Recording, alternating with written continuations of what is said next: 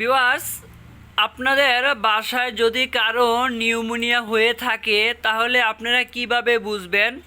তো আজকের ভিডিওতে আমি নিউমোনিয়ার কিছু লক্ষণ আপনাদের সামনে বলবো বা দেখানোর চেষ্টা করব, যে লক্ষণগুলো দেখার পর আপনারা বুঝবেন যে আপনার বাচ্চাদের নিউমোনিয়া হয়েছে। তো ভিউয়ার্স, আপনার সাথে কথা বলছি আমি ডিপ্লোমা ডাক্তার মোহাম্মদ তারিক ইসলাম, মেডিসিন স্পেশালিস্ট। তো ভিউয়ার্স, আপনাদের বোঝানোর সুবিধার্থে তো আমার সামনে আমি একটি ব্যানার রেখেছি, যেখানে কিছু লক্ষণ রয়েছে, যেই লক্ষণগুলো আমি আপনাদের দেখানোর চেষ্টা করব। ভিউয়ার্স, আপনাদের পরিবারের কোনো বাচ্চার যদি নিউমোনিয়া হয়ে থাকে তার প্রথম লক্ষণই হবে জ্বর, অর্থাৎ জ্বর অনেক বেশি থাকবে। 102, 103, 104 ডিগ্রি পর্যন্ত বাচ্চার জ্বর থাকতে পারে যদি আপনার পরিবারের কোনো বাচ্চার নিউমোনিয়া হয়ে থাকে। ভিউয়ার্স, জ্বরের পাশাপাশি নিউমোনিয়া রোগীর কাশি থাকবে। তো ভিউয়ার্স, যখন সে কাশি দিবে তখন একসাথে অনেকগুলা কাশি দিবে। কাশির সাথে দ্রুত শ্বাস নিঃশ্বাস হবে, শ্বাস প্রশ্বাস খুব দ্রুত নিবে। তো ভিউয়ার্স, আপনারা একটা জিনিস খেয়াল করবেন, বাচ্চার যখন নিউমোনিয়া হয় তখন তার শ্বাস নিতে অনেক বেশি কষ্ট হয়।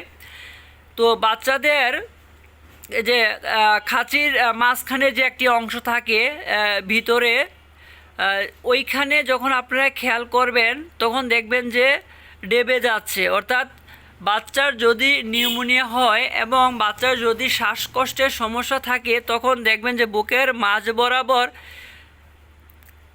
ভিতরের দিকে ডেবে যাচ্ছে। তো ভিউয়ার্স, এখানে যেটা লেখা রয়েছে যে বুকের নিচের অংশ ভিতরে ডেবে যাওয়া। তো ভিউয়ার্স, আরও কিছু লক্ষণ রয়েছে যেগুলো এখানে নাই।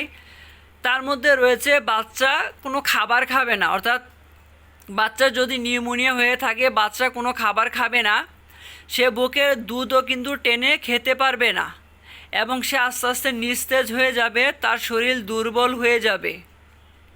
তো ভিউয়ার্স, যখন আপনার বাচ্চার শরীরে আপনি জ্বর দেখবেন, সাথে কাশি দেখবেন এবং তার শ্বাসকষ্ট হচ্ছে এমন যদি আপনি দেখেন, এবং এই যে বুকের মাঝখানে যে ডেবে যাবে শ্বাসের সাথে, যদি এরকম কিছু আপনি লক্ষণ দেখেন, যদি আপনার বাচ্চা বুকের দুধ টেনে খেতে না পারে বা অন্যান্য খাবার না খায়, তাহলে যত দ্রুত সম্ভব একজন চিকিৎসকের কাছে নেবেন।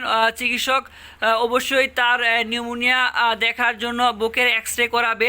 তো বুকের এক্স-রে দেখে উনি কনফার্ম হবে যে আসলে বাচ্চার নিউমোনিয়া হয়েছে নাকি অন্য কোনো সমস্যা রয়েছে। তো ভিউয়ার্স, আপনার বাচ্চা যখন বাসায় এই লক্ষণগুলো নিয়ে থাকবে, এছাড়াও যে লক্ষণগুলোর কথা আমি বললাম, যদি এই সবগুলো লক্ষণ আপনার বাচ্চার সমস্যার মাঝখানে আপনি দেখেন, তাহলে অবশ্যই যত দ্রুত সম্ভব একজন চিকিৎসকের কাছে নিয়ে যাবেন এবং নিউমোনিয়া হয়েছে কি না সেই বিষয়টা ক্লিয়ার করার চেষ্টা করবেন এবং সেই অনুযায়ী আপনার বাচ্চাকে চিকিৎসা করাবেন। তো ভিউয়ার্স, যদি আপনাদের আরও কিছু জানার থাকে তাহলে অবশ্যই আমার কমেন্টে জানাবেন। সবাই ভালো থাকবেন ও সুস্থ থাকবেন।